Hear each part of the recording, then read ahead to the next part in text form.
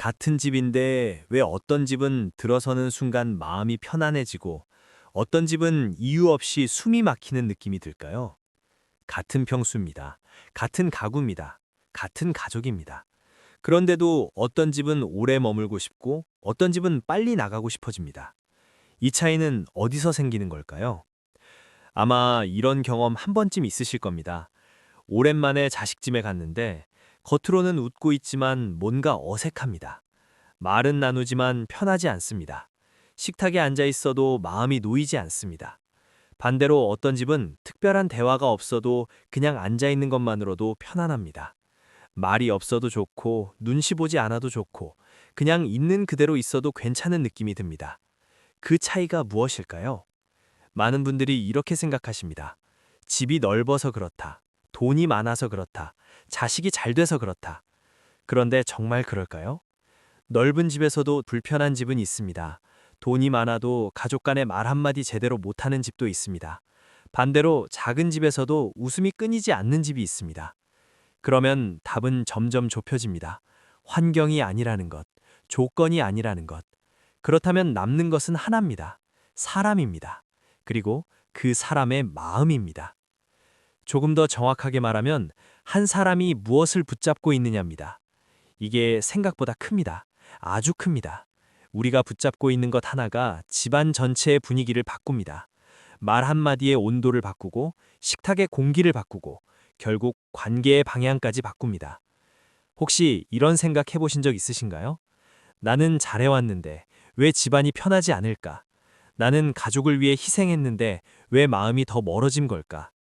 그 질문의 답이 바로 오늘 이야기입니다.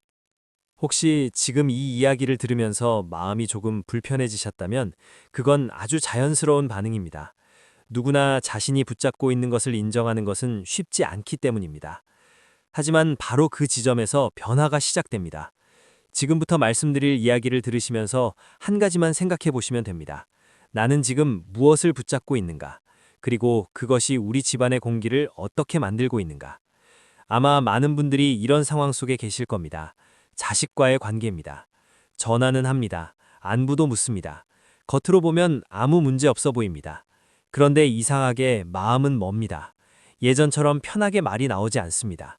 무슨 말을 해야 할지 고민하게 됩니다. 괜히 한마디 했다가 분위기 어색해질까봐 조심하게 됩니다. 예전에는 그렇지 않았습니다. 아이가 어릴 때는 자연스러웠습니다.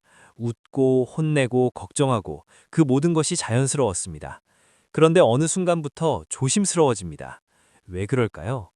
배우자와의 관계도 마찬가지입니다. 같은 집에 살고 있지만 대화가 줄어듭니다.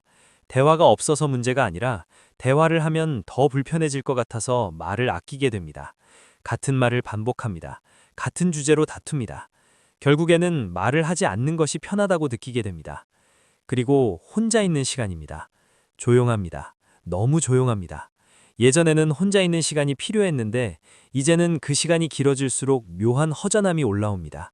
TV를 켜놓지만 집중이 되지 않습니다. 핸드폰을 보지만 마음이 채워지지 않습니다. 이럴 때 이런 생각이 듭니다. 나는 나름대로 열심히 살아왔는데 가족을 위해 희생도 했고 참고 살아왔는데 왜 지금 이 시점에서 이런 감정을 느껴야 할까? 그리고 또 하나, 말수가 줄어듭니다.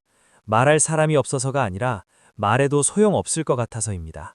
또는 말하면 오해받을 것 같아서입니다. 그래서 점점 말이 줄어듭니다. 그런데 아이러니하게도 말이 줄어들수록 더 외로워집니다. 혹시 지금 이 이야기 중에 하나라도 마음에 걸리는 부분이 있으신가요? 그렇다면 지금 아주 중요한 지점에 와 계신 겁니다. 왜냐하면 이 모든 감정은 하나의 방향을 가리키고 있기 때문입니다.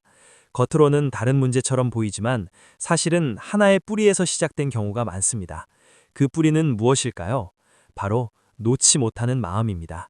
집착이라고도 할 수 있습니다. 이 말을 들으면 조금 거부감이 들 수도 있습니다.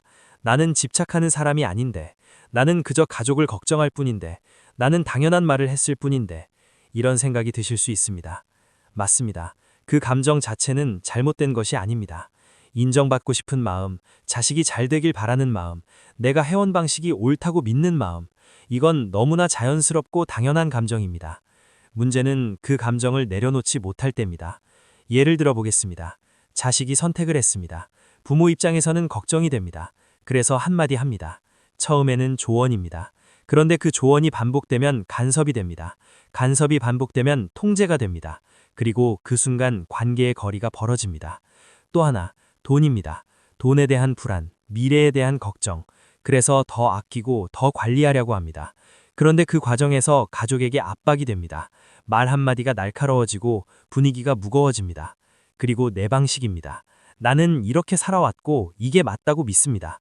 그래서 다른 방식이 이해가 안 됩니다. 그 순간부터 충돌이 시작됩니다. 중요한 것은 이것입니다. 붙잡을수록 관계는 멀어진다는 사실입니다.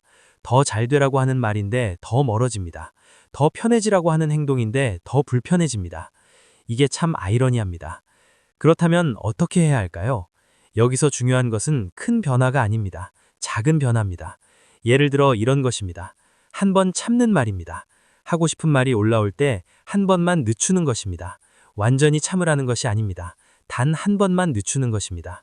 또 하나, 하루에 한 번 간섭을 줄여보는 것입니다. 평소 같으면 했을 말을 하루에 한 번만 하지 않는 것입니다. 그 한 번이 생각보다 큰 변화를 만듭니다. 그리고 말을 바꾸는 것입니다. 같은 내용이라도 표현을 바꿔보는 것입니다. 지적 대신 질문으로, 명령 대신 제안으로 바꾸는 것입니다. 중요한 것은 완벽하게 바꾸려고 하지 마는 것입니다. 10%만 줄이는 것입니다. 그 정도면 충분합니다. 이 작은 변화가 쌓이면 집안의 공기가 달라집니다. 말투가 달라지고 표정이 달라지고 결국 관계가 달라집니다. 한 사례를 말씀드리겠습니다. 60대 후반의 한 어머니였습니다. 자식과의 관계가 점점 멀어지고 있었습니다. 전화는 하지만 대화가 길어지지 않았습니다. 만나도 어색했습니다. 이분은 늘 걱정이 많았습니다. 그래서 자식에게 자주 조언을 했습니다. 그런데 어느 순간부터 자식이 말을 줄이기 시작했습니다. 그러던 어느 날 이분이 결심을 합니다.